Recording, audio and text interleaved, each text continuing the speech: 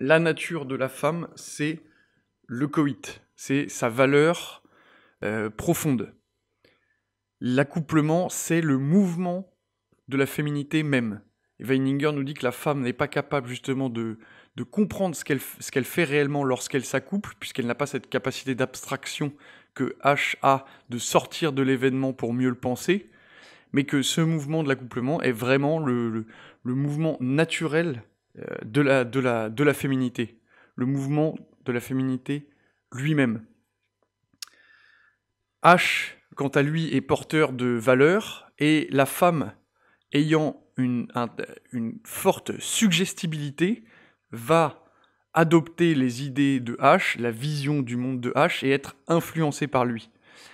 Mais on tombe justement dans la corruption de la nature de la femme qui est le coït, lorsque la femme fait, à proprement parler, sienne les conceptions de H, et qu'elle se prend au sérieux, qu'elle prend les idées de H au sérieux, et qu'elle sort justement de sa propre nature qui est limitée au coït et à l'accouplement.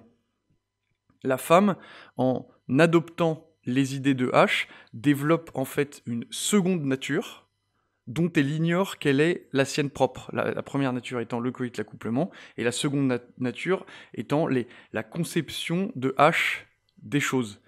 Et à cause de cette suggestibilité, elle peut développer des idées qui vont à l'encontre de sa propre nature.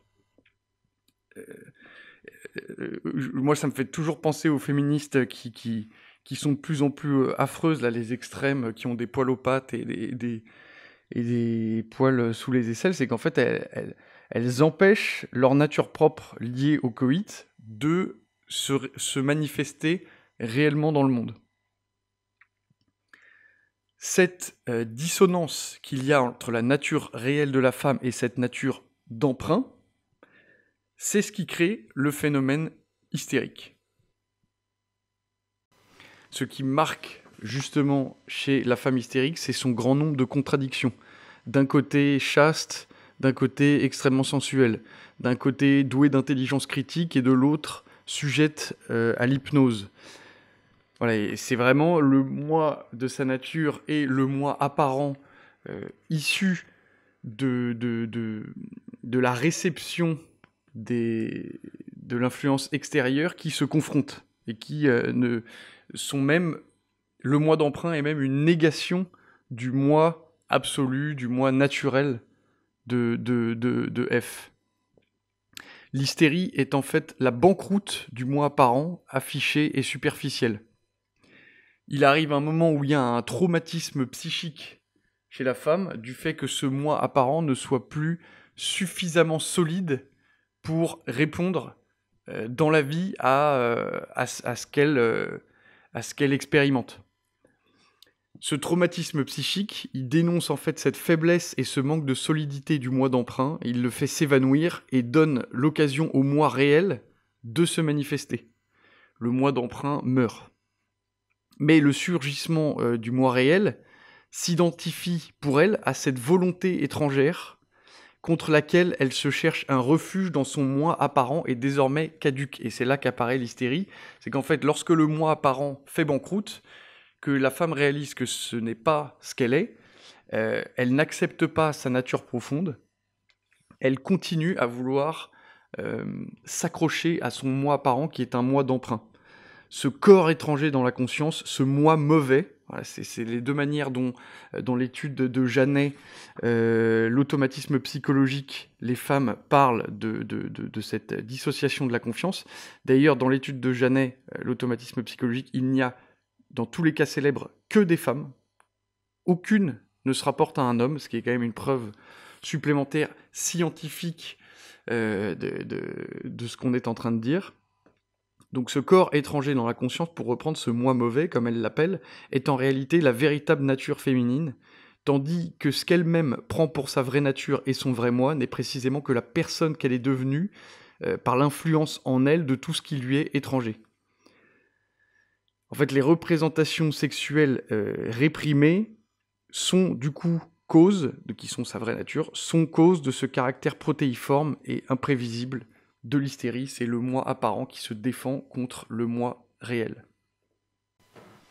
Et les hystériques donnent vraisemblablement les meilleurs sujets en hypnose.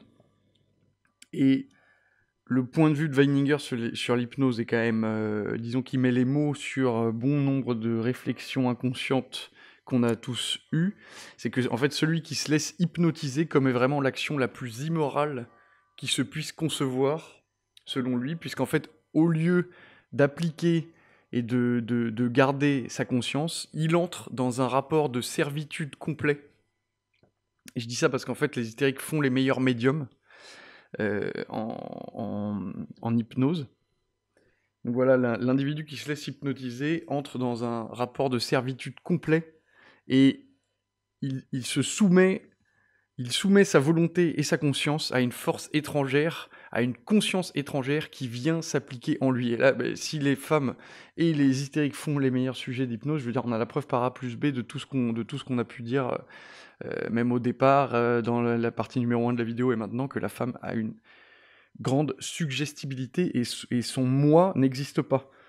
Il n'existe que dans le mouvement du coït. Le moi est en permanence un moi d'emprunt. Et l'hypnose est justement la preuve que toute possibilité de vérité vient en fait d'une volonté de vérité qui est d'abord la volonté d'être soi-même. L'hypnose, c'est la volonté de ne plus être soi-même, même un instant. Même l'idée d'avoir envie d'être hypnotisé, c'est traduit l'idée profonde qu'on n'a pas envie d'être soi-même, parce qu'on ne se connaît pas, et qu'on préfère une conscience plus consciente. Et sa conclusion, c'est de dire que toutes les femmes sont hypnotisables et se réjouissent d'être hypnotisées. Donc voilà, on est toujours au cœur du sujet. On ne peut comprendre H et F, l'homme et la femme, non pas en tant qu'objet isolé, la femme d'un côté, l'homme de l'autre, mais que justement dans le lien qu'ils ont l'un avec l'autre. En fait, la femme est l'objet et l'homme est le sujet. C'est la perfection même de l'objet que la femme cherche à atteindre. Elle est la chose de l'homme ou la chose de l'enfant. Elle attend toujours l'influence de l'extérieur et ne veut jamais finalement être considérée comme autre chose qu'une chose. On ne saurait méconnaître plus gravement ce qu'est la volonté profonde d'une femme qu'en s'intéressant à ses sentiments, à son avenir, à son être, d'essayer de pénétrer sa vie. La femme ne veut pas être traitée comme un sujet, son but est la passivité qui est vraiment le mouvement, pas le mouvement, mais qui est vraiment consubstantiel à la nature féminine. Elle veut sentir qu'une volonté est dirigée sur elle, c'est comme ça qu'elle existe, et c'est comme ça qu'elle se sent exister. Pour continuer à mieux comprendre le rapport qu'il y a entre l'homme et la femme, Weininger utilise l'allégorie de la forme et de la matière. La forme étant l'homme, la matière étant la femme. Finalement, dans le couple, ce qu'attend l'homme, c'est de modeler une matière, de la former. Et ce qu'attend la femme, c'est d'être réfutée et d'être remodelée, d'être transformée par l'homme qu'elle choisit. L'homme donne sa forme à la matière, la femme reçoit sa forme de l'homme. C'est un échange qui est en lien avec le sujet et l'objet. D'ailleurs, c'est assez intéressant, on voit que dans la Genèse, Ève est tirée de la hanche de Adam. La question, c'est la femme n'ayant pas de moi profond, intelligible et ayant un moi d'emprunt uniquement, comment se fait-il qu'elle puisse reconnaître chez l'homme un moi et que ce moi soit justement ce qui l'attire? La réponse est assez simple, c'est qu'en fait, la femme n'a aucune notion de ce qu'est l'homme réellement, de ce que sont ce scepticisme, ses doutes, son véritable génie, etc. La femme est attirée par ce que Weininger appelle la masculinité, c'est-à-dire uniquement l'expression, on va dire, conventionnelle ou l'expression dans la société, l'expression sociale, voilà, c'est le mot que je cherchais, d'une personnalité, d'une vision des choses. Voilà, ça peut être quelqu'un de très extraverti, etc. C'est ça que la femme va rechercher, et c'est ça que la femme va réellement considérer comme une âme, et c'est ça qu'elle va reconnaître pour être attirée par l'homme. Alors ensuite, pour mettre du sens dans un sujet qui est controversé et mal compris, nombre de religions, particulièrement les pères de l'Église et d'autres religions, ont toujours considéré la femme comme mauvaise, comme maudite, et comme étant l'instrument du diable. En fait, ce qu'est la femme, c'est la matière. Ce qui forme la matière, c'est justement la forme. C'est H qui forme F. Ce qui veut dire que F étant par nature le coït, F n'existe que parce que H accepte la sexualité et s'y soumet au lieu de s'en extraire et de l'apprivoiser. Donc F n'est en fait pas l'instrument de Satan. F est le symbole de la faute de l'homme, de la sexualisation de l'homme et de l'acceptation de cette faute. Au même titre que, je ne sais pas si on l'a dit dans l'audio 1, je me souviens plus, que pour Weininger, le diable n'existe pas et qu'en fait il est une figure extérieure qui va permettre à l'homme de le combattre plus facilement en l'extériorisant, mais qui n'est pas une conception saine des choses, puisqu'en réalité le diable pour lui n'existe pas et que croire en lui est totalement immoral, puisque en réalité le diable est dans le cœur de l'homme. Et que donc c'est à l'homme, à H, d'extraire de lui-même la faute, et H est capable du divin et est capable de la pire malignité. Et c'est lui le diapason du monde. En fonction de la nature qu'il suit, il impacte le monde tel qu'il le conçoit. Le diable n'existe pas, et F n'est pas un instrument du diable. F est le symbole de l'homme, est le rappel de l'homme qu'il a une sexualité et surtout qu'il s'y est soumis. Cette part de malignité en l'homme, cette faute, Weininger, qui est lui-même juif, l'assimile à la judaïté, à l'essence de la judaïté elle-même. Il parle de Wagner en disant que en fait, Wagner a dû vaincre la judaïté en lui avant de trouver sa propre voie et sa propre mission, que le Christ l'a fait avant lui, Weininger l'a fait également, et qu'en fait, pour lui, la signification profonde du juif, c'est, par rapport à l'histoire du monde, que d'avoir continuellement cette mission qui va amener, on va dire, le chrétien, lui il dit l'arien, vous imaginez bien que c'est assez polémique, à constamment extirper de lui cette nature judaïque pour se transformer et devenir justement chrétien, renaître. Donc mettre totalement de côté cette part de péché, cette part de soumission au péché et de soumission au terrestre, plutôt que d'agrandissement, d'effort, d'extension vers la divinité, vers le ciel. Il y a d'autres considérations sur les juifs dans le livre. Si vous les voulez, il va falloir l'acheter et le lire, puisque déjà que ce bouquin s'attaque entre guillemets, alors qu'en fait il souhaite comprendre les femmes, et que les femmes font déjà preuve avec les féministes d'un communautarisme particulièrement agressif. Si en plus je m'en prends aux juifs, je vais me faire striker direct ma vidéo et j'ai un peu la flemme. La seule autre chose que je pourrais dire, c'est que justement pour Weininger, les femmes comme les juifs ont cette tendance, comme d'autres communautés, ont cette tendance au communautarisme et au repli sur soi-même, en pensant justement que de toute manière on a la vérité, etc.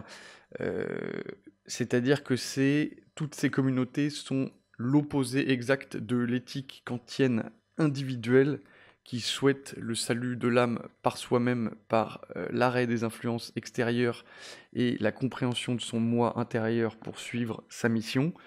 Le communautarisme, c'est l'opposé exact, c'est nous, on est un groupe, on est solidaire, et on ne se libérera pas individuellement, on a la vérité en soi, par nature, parce qu'on est. Voilà, considération fort à propos. Le parallèle peut être fait en fait avec la bourgeoisie bobo actuelle, dont c'est exactement ce que tente de nous dire Weininger. Ce sont des gens qui n'ont pas amorcé l'affirmation de leur nature par le Christ, pour ceux qui peuvent comprendre cette phrase. Et il n'y a pas pour la bourgeoisie bobo actuelle, là, les jeunes entre voilà, 20 et 30 ans, il n'y a plus de vérité, il n'y a plus d'hommes, il n'y a pas de femmes, il n'y a rien de tout ça n'existe, c'est-à-dire que c'est le néant absolu, dû au fait qu'il n'y ait aucune âme en eux, puisqu'ils sont 100% sujets aux influences extérieures. Parce qu'en fait, quand ils proclament qu'il n'y a plus de vérité, il n'y a plus d'hommes, il n'y a plus de femmes, il faut quand même pas avoir la naïveté de croire que ça vient d'une réflexion profonde, qu'ils auraient lu des livres, qu'ils se seraient intéressés au sujet. C'est simplement que les médias, la télé et la doxa leur disent ce qu'ils doivent penser, leur disent ce qui est la pensée actuelle, et eux, ils souscrivent totalement à la manière justement de quelqu'un qui se soumet à l'hypnose. Euh, ils sont très féminins, très F. Leur part de F est énorme, et sans doute également à cause du fait de l'activité économique du tertiaire, qui n'est pas une activité, disons, liée à la capacité physique, mais qui est une activité seulement liée à la capacité intellectuelle qu'en général ils ont peu, qui est plutôt en fait une activité d'ouvriers, mais du tertiaire, c'est-à-dire d'ouvriers d'usine, des mouvements très répétitifs, qui voilà, leur donnent non seulement une personnalité de femme, mais un corps de femme. Rien n'est plus beau à une femme qu'une jeune mariée, dans le sens que à cette dernière, son existence a été révélée. Effectivement, les femmes ne comprennent pas et se moquent et n'envient absolument jamais une vieille fille, une femme célibataire. Pourquoi? Pourquoi est-ce que l'idéal, c'est justement d'être une jeune mariée et ainsi que l'existence nous ait été révélée? Justement parce qu'on est suggestible. Et on voit bien là qu'en fait, euh, l'idéal de la virginité est quelque chose de typiquement masculin, puisqu'en fait la femme ne souhaite pas, elle, rester vierge, elle ne souhaite pas rester pudique, au contraire ce qu'elle veut, c'est donner libre cours à ses instincts, et ce qu'elle veut par-dessus tout, c'est que l'homme qu'elle choisit soit un homme qui laisse libre cours à ses instincts, qui laisse parler le sexe en lui, car c'est uniquement en se soumettant à ce diktat du sexe que elle atteint l'existence de par l'homme. D'où le fait que les hommes qui ont une réputation de don Juan voient se jeter dans leurs bras de plus en plus de femmes. Après ça, on peut quand même parler de l'ascétisme, puisque Weininger fait une critique très intéressante et constructive de l'ascétisme, qui pour lui est immoral, puisqu'il tend à vouloir se séparer des plaisirs terrestres par la force, et ainsi en oubliant, en se désolidarisant de tout plaisir terrestre, on reste dans le droit chemin. C'est une espèce de mortification et de choses de démarche dans laquelle on s'oublie, on ne s'écoute pas. Or, la réelle moralité, c'est de suivre sa loi morale, la loi morale, de Kant principalement.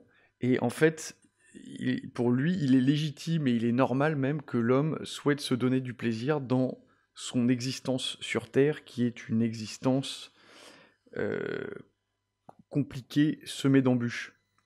Il faut simplement, lorsqu'on s'adonne au plaisir, lorsqu'on s'y prête, garder sa constitution morale et en fait ne jamais...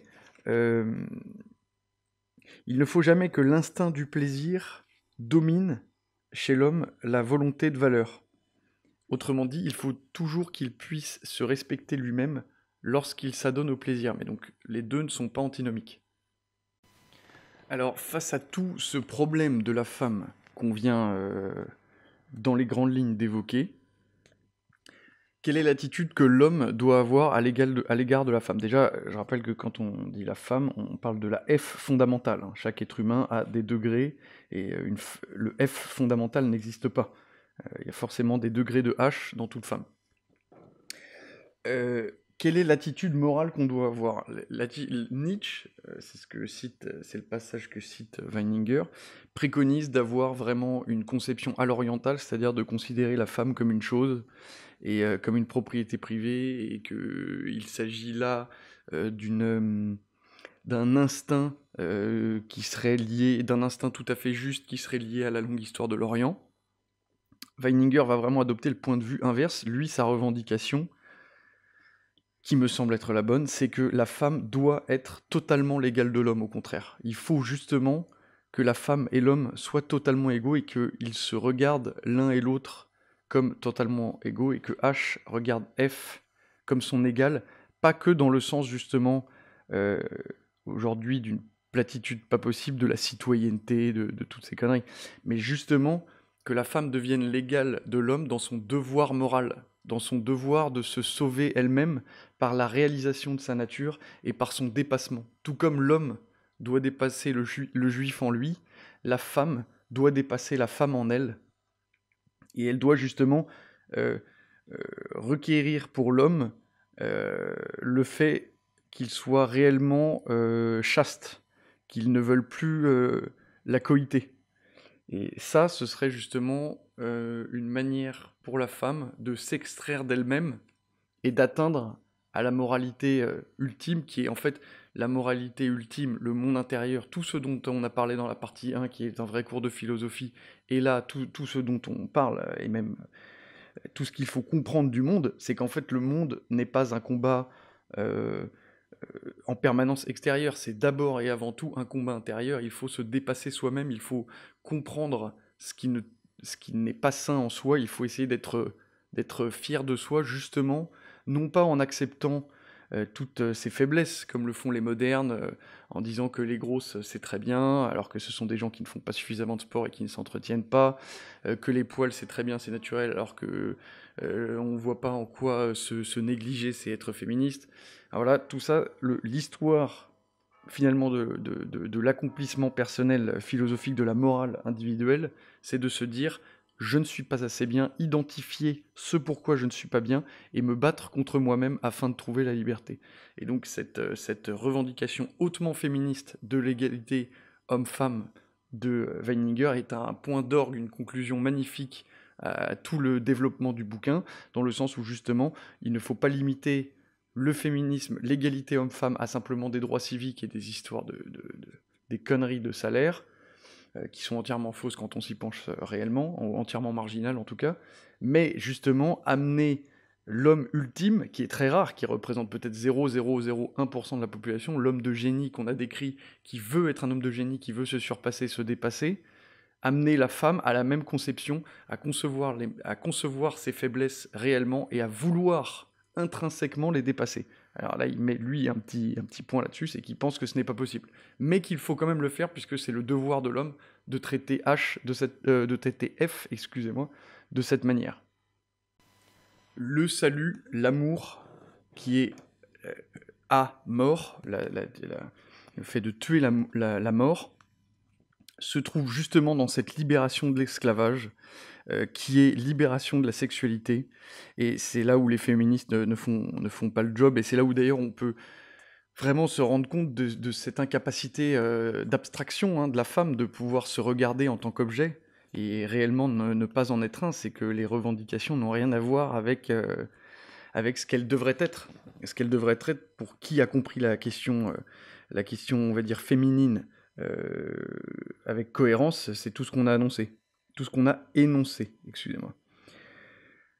En fait, pour Weininger, l'esclavage de l'être humain, finalement, le fait qu'il soit enchaîné à cette terre est lié justement à la sexualité, tout comme le disait Giordano Bruno, hein, la naissance, la génération, et voilà, dans Métaphysique du sexe, la génération n'est que, finalement, prolonger sa vie en mettant au monde un être de nouveau prisonnier de la nature et de nouveau prisonnier de ses contingences, au lieu d'élever son âme et de réellement se libérer de cet esclavage qui est l'esclavage sexuel. Donc lui, ce qu'il appelle, ce qu'il souhaite, c'est la chasteté de l'homme. Et c'est par la chasteté de l'homme que l'homme se libère, et c'est en se libérant qu'il peut libérer la femme. Cette révolution, cette chasteté qui est donc une libération de l'esclavage, cette liberté, qu'est-ce qu'elle fait? Elle laisse place à l'homme divin. Et Weininger prend l'exemple justement de Saint Augustin qui parlait de ce besoin, de cette obligation de chasteté et qu'il avait eu énormément de critiques de gens qui lui disaient non mais l'humanité va disparaître, c'est n'importe quoi, etc. Cette conception des choses est justement totalement anti-religieuse. Elle traduit une incapacité au courage et une incapacité à vivre en dehors du troupeau, en dehors de la mode. Alors que justement le refus de la sexualité ne fait que tuer l'homme physique, et elle ne le tue que pour faire place à l'homme spirituel et à la femme spirituelle, c'est-à-dire à l'être humain idéal, libéré de ses chaînes et qui tend vers le divin. Ainsi d'ailleurs se réconcilient les deux visions, on va dire, morales, et pour la vision chrétienne, la vision eschatologique, du Christ et de l'androgyne primale traditionnelle d'un Julius Evola, par exemple dans Métaphysique du sexe, puisque l'homme et la femme ainsi se réconcilient dans le dépassement, dans la négation des valeurs terrestres pour rejoindre là où leur âme a une résidence, là où elle est la résidence fondamentale, là où est la résidence fondamentale de l'homme, qui est le ciel, le côté divin, les étoiles. Dieu, le Christ. Voilà, écoutez, c'est tout. Pour moi, c'était exceptionnel de faire cette vidéo, surtout la deuxième partie. C'est vrai que la première partie est très théorique, mais il faut bien la première partie pour justifier de la deuxième. Il ne faut pas être dans le prêt-à-penser et dans l'immédiateté. Il faut le temps du développement. Et c'est le temps du développement, quand on respecte ce temps, on en tire énormément. C'était un vrai plaisir de faire cet audio. C'est vrai que c'est un peu égoïste. Moi, je l'ai fait surtout pour moi-même, pour mieux ingurgiter. Mais s'il y en a qui en profitent, c'est aussi bien. Voilà, bah écoutez, à la prochaine.